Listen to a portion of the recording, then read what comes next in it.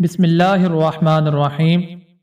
ربیع بن سلیمان رحمۃ اللہ علیہ کہتے ہیں کہ میں حج کے لیے جا رہا تھا، میرے ساتھ میرے ساتھی بھی تھے۔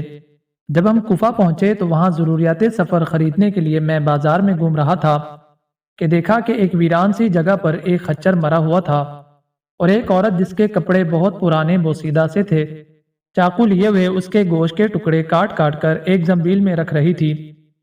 مجھے یہ خیال ہوا کہ یہ مردار گوشت لے جا رہی ہے، اس پر خاموش ہرگز نہیں رہنا چاہیے، شاید یہ عورت لوگوں کو یہی پکا کر کھلاتی ہو۔ سو میں چپکے سے اس کے پیچھے ہو لیا، اس طرح کہ وہ مجھے نہ دیکھ سکے۔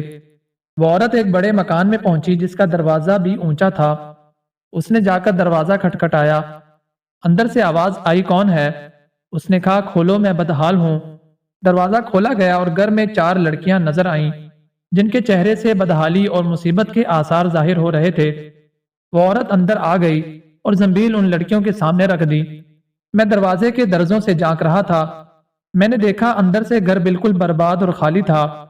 اس عورت نے روتے ہوئے لڑکیوں سے کہا، اس کو پکا لو اور اللہ کا شکر ادا کرو۔ وہ لڑکیاں گوشت کاٹ کاٹ کر اس کو آگ پر بھوننے لگیں۔ مجھے بہت تکلیف ہوئی۔ میں نے باہر سے آواز دی، اے اللہ کی بندی، اللہ کے واسطے اس کو نہ کھانا۔ وہ کہنے لگی، تو کون ہے؟ میں نے کہا، میں ایک پردیسی آدمی ہوں۔ اس نے جواب دیا، تو ہم سے کیا چاہتا ہے؟ 3 سال سے نہ ہمارا کوئی معین اور نہ کوئی مددگار ہے، تو کیا چاہتا ہے؟ میں نے کہا، مجوسیوں کے ایک فرقے کے سوا مردار کا کھانا کسی مذہب میں جائز نہیں۔ وہ کہنے لگی، ہم خاندان نبوت کے شریف سید ہیں۔ ان لڑکیوں کا باپ بڑا شریف آدمی تھا، وہ اپنے ہی جیسوں سے ان کا نکاح کرنا چاہتا تھا، لیکن نوبت نہ آئی، اس کا انتقال ہو گیا۔ جو ترکہ اس نے چھوڑا تھا وہ سب ختم ہو گیا۔ ہمیں معلوم ہے کہ مردار کھانا جائز نہیں، لیکن اضطرار میں جائز ہوتا ہے۔ ہمارا 4 دن کا فاقہ ہے۔ ربیع کہتے ہیں، اس کے حالات سن کر میں بے چین ہو گیا اور اپنے ساتھیوں سے آ کر کہا، میرا تو حج کا ارادہ نہیں رہا۔ سب نے سمجھایا لیکن میں نے کسی کی نہیں سنی۔ میں نے اپنے کپڑے اور احرام کی چادریں اور جو سامان میرے ساتھ تھا وہ سب لیا، اور نقد 600 درہم تھے وہ لیے، اور ان میں سے 100 درہم کا آٹا خریدا اور باقی درہم آٹے میں چھپا کر اس بڑھیا کے گھر پہنچا اور یہ سب سامان اور آٹا وغیرہ اس کو دے دیا۔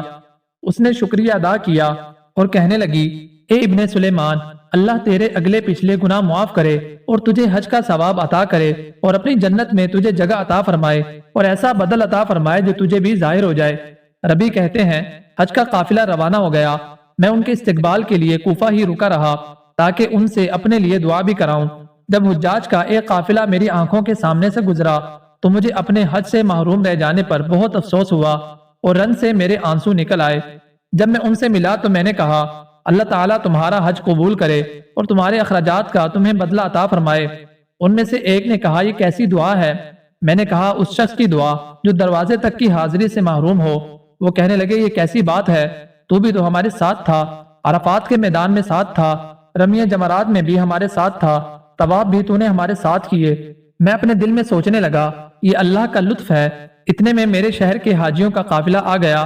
میں نے کہا، اللہ تعالیٰ تمہاری سعی مشکور فرمائے، تمہارا حج قبول فرمائے۔ وہ بھی کہنے لگے، تو ہمارے ساتھ عرفات میں نہیں تھا، رمی جمرات نہیں کی تو نے ہمارے ساتھ، اب تو انکار کر رہا ہے۔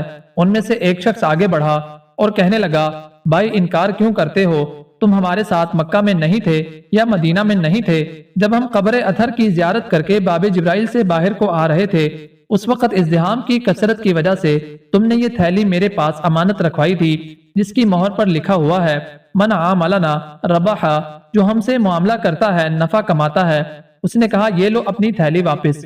ربیع رحمت اللہ علیہ کہتے ہیں، میں نے اس تھیلی کو کبھی اس سے پہلے دیکھا بھی نہ تھا۔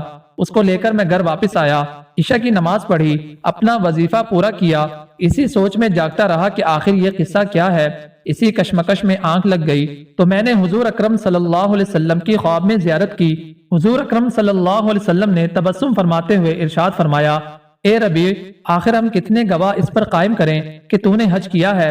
تو مانتا ہی نہیں۔ بات یہ ہے کہ جب تو نے اس عورت پر جو میری اولاد میں سے تھی خرچ کیا اور اپنا حج کا ارادہ ملتوی کیا تو اللہ نے اس کا نعم البدل تجھے عطا فرمایا۔ اللہ نے ایک فرشتہ تیری صورت کا بنا کر اس کو حکم دیا کہ وہ قیامت تک ہر سال تیری طرف سے حج کیا کرے، اور دنیا میں تجھے یہ عوض دیا کہ 600 درہم کے بدلے 600 دینار یعنی اشرفیاں عطا کیں۔ ربیع رحمت اللہ علیہ کہتے ہیں، جب میں سو کر اٹھا تو اس تھیلی کو کھول کر دیکھا تو اس میں 600 اشرفیاں موجود تھیں۔ سچ ہے جو زمین والوں پر رحم کرتا ہے اللہ اس پر رحم فرماتا ہے۔